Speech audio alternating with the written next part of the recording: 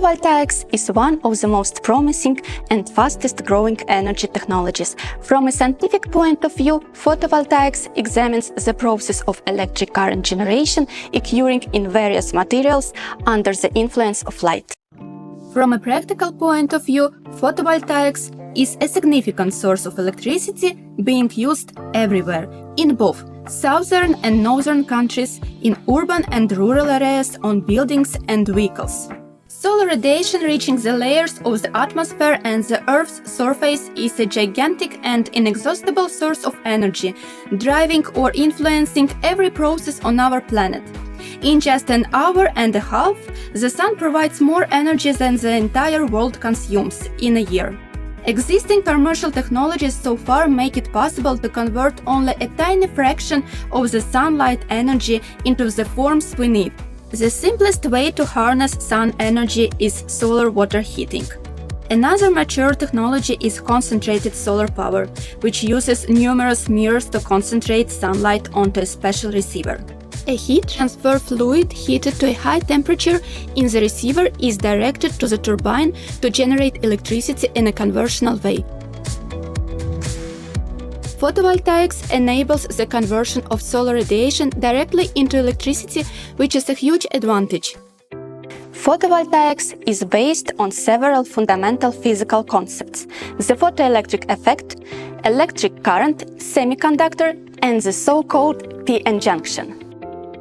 The photoelectric effect is a phenomenon in which the energy of electromagnetic radiation, including sunlight in the form of photons, is transferred to a material and is accompanied by an emission of electrons in the material.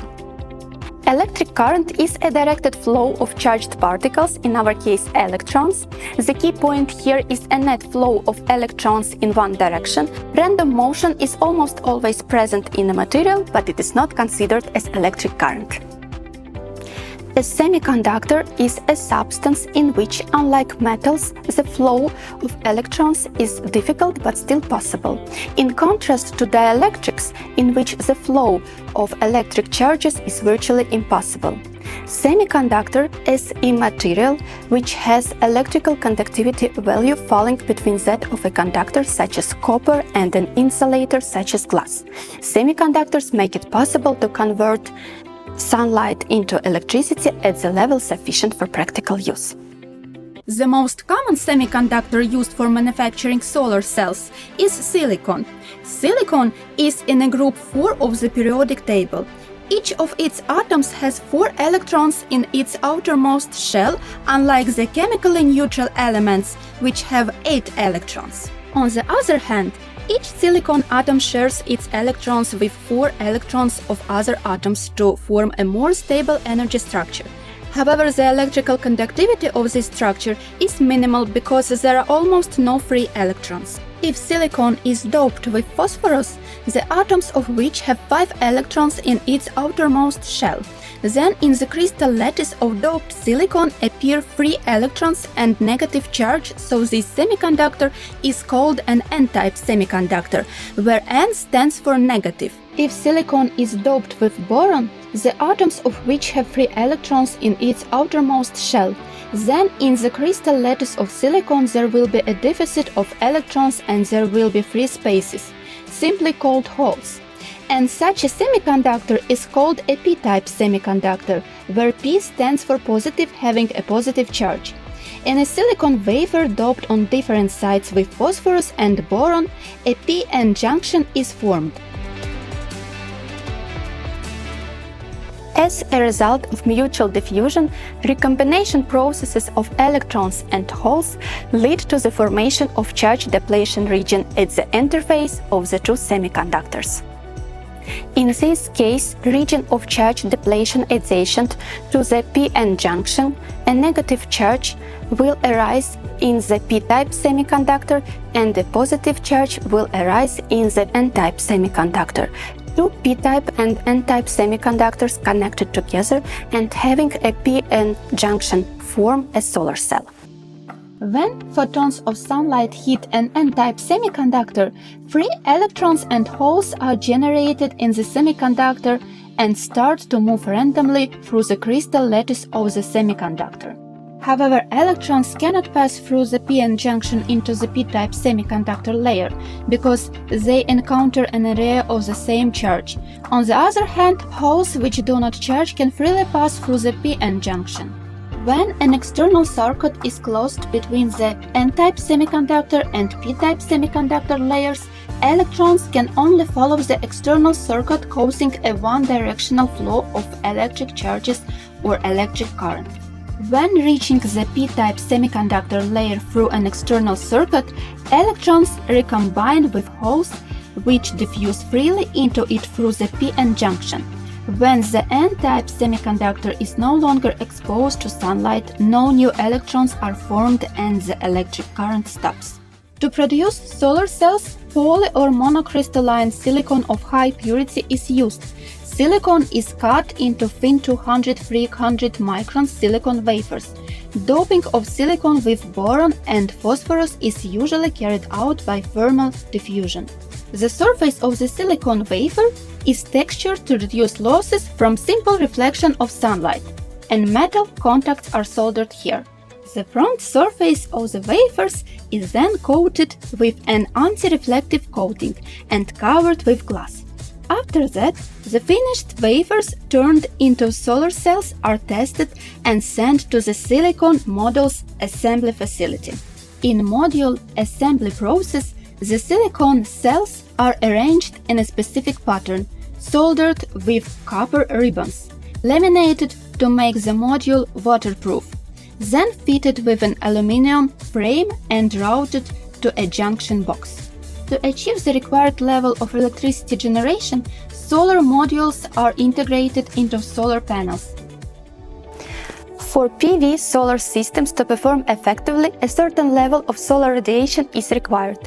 Unlike concentrated solar power, PV systems can operate successfully not only with direct solar radiation, but also with diffuse radiation. This is an additional advantage of photovoltaics over the concentrated solar power. The maximum values of the solar radiation are absorbed almost everywhere around the summer months. The daily amount of solar radiation, the direction of the sun and the sky cover at the location of the solar plant are also of great importance. These parameters are taken into account when planning the electricity generation level and choosing the orientation of the solar panels. In terms of installed capacity, photovoltaics is the global leader in renewable energy, surpassing even wind power. By the end of the last year, global PV solar capacity reached nearly 1.5 terawatt. Over the last decade, cumulative global capacity has increased more than 9-fold. Today, about 5.5% of the world's electricity is generated by PV. In some countries, this figure is much higher. For example, in Chile, the share of PV generation to the total produced electricity reaches 20%, and in the Netherlands, 17%. The leaders of photovoltaics in terms of installed capacity are first of all highly developed and populous countries: China, Japan, USA, India, with China leading by a substantial margin. Annual global solar PV manufacturing capacity has reached almost 500 gigawatt. China is the largest producer of solar panels and the leader in solar electricity generation. The US, India and Japan are also among the world's top performers. Today, the overnight cost for solar PV plants is higher than for gas-fired plants, but significantly cheaper compared to other types of power plants. The global levelized cost of electricity of utility-scale PV power plants has decreased almost 5-fold in the last decade. Giant solar plants with a capacity of more than 1 gigawatt have been installed in a number of countries. They are comparable to large gas and coal-fired as well as nuclear and hydropower plants. Is the current development of photovoltaics satisfactory? Yes, And no, over 2 last decades, the main advantages of photovoltaics have been successfully implemented on a commercial scale. Clean energy from direct conversion of sunlight into electricity, long lifespan of solar cell with relative simple installation and little maintenance, wide distribution on all continents, and competitiveness of PV systems with other sources of electricity. But so far, the growth of the world's electricity demand outstrips the current capacity of photovoltaics. This is due to the main weak points of photovoltaics: low efficiency, low capacity factor, intermittent power generation, and problems of recycling of waste solar panels.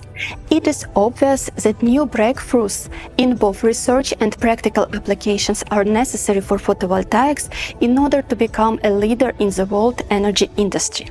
We will talk more about this in our next video.